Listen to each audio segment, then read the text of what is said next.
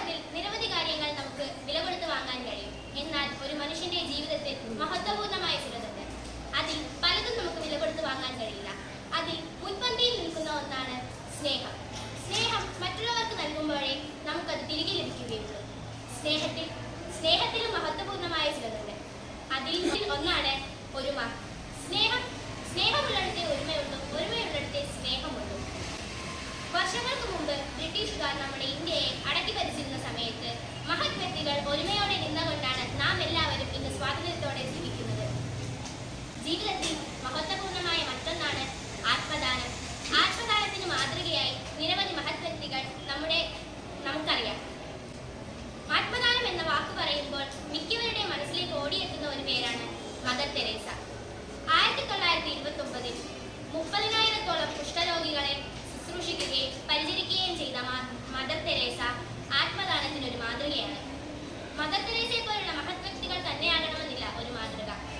സുഹൃത്തിന്, സഹപാഠിക്ക് ഒരു പ്രശ്നം വരുമ്പോൾ ആ സഹപാഠിയെ അതിൽ സഹായിക്കുന്ന ഒരു സുഹൃത്തിനെ നമുക്ക് മാതൃകയായി തിരഞ്ഞെടുക്കാവുന്നതാണ്. നമുക്കെല്ലാവർക്കും സഹപാഠികളിൽ നിന്നും, ഗുരുക്കന്മാരിൽ നിന്നും, മാതാപിതാക്കളിൽ നിന്നും നിറയെ സ്നേഹം ലഭിക്കുന്നുണ്ട്. എന്നാൽ സമൂഹത്തിൽ സ്നേഹം ലഭിക്കാത്ത ഒട്ടനവധി പേരുണ്ട്. നാം അവരോട് അനുകമ്പ കാട്ടുമ്പോൾ നാം അവരോട് സ്നേഹം കാണിക്കുകയാണ്. നമുക്ക് സ്നേഹിക്കാനും നമ്മെ സ്നേഹിക്കാനും നിരവധി മനുഷ്യരെ തന്ന ദൈവത്തിനോട് നന്ദി പറഞ്ഞുകൊണ്ട് നിർത്തുന്നു. നന്ദി, നമസ്കാരം.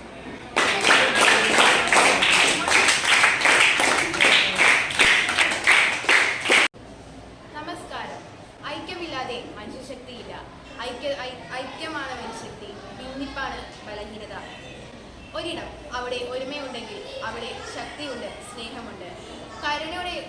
കരുണയുടെയും സ്നേഹത്തിൻ്റെയും ഉറവിടമായ മദർ തെരേസ പറയുന്നു, വിനയം മാത്രമേ നമ്മെ ഐക്യത്തിലേക്ക് നയിക്കുകയുള്ളൂ.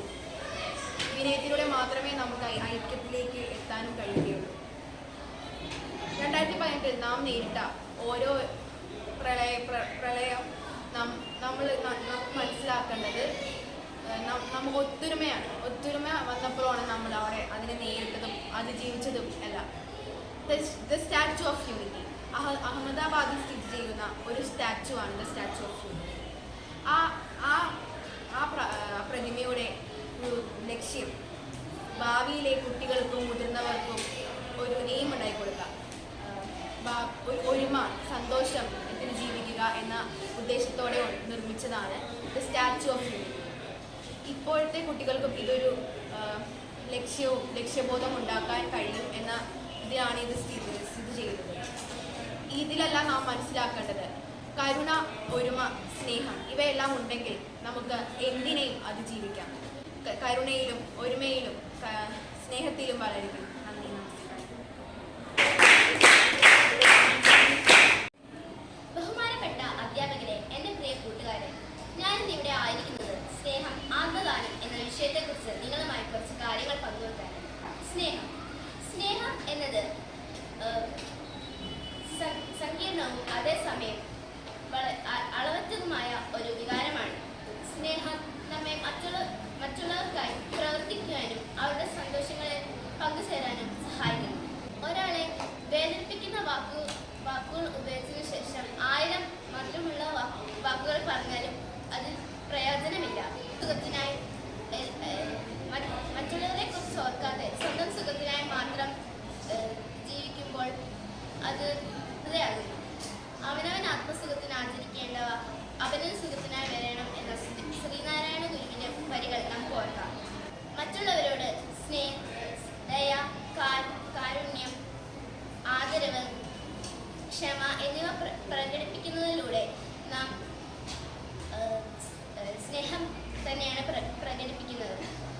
സ്നേഹിക്കുകയില്ലെങ്കിൽ നോവും ആത്മാവിനെ സ്നേഹിച്ചിടാത്തൊരു തത്വശാസ്ത്രത്തെയും എന്ന വയലാറിൻ്റെ വരികൾക്ക് ഏറെ പ്രസക്തിയുണ്ട്. മനുഷ്യരെയും ജീവജാലങ്ങളെയും പരിഗണിച്ച് അവരോട് സ്നേഹത്തോടെ പെരുമാറുന്ന ഒരുമയുണ്ടാകുന്നത്.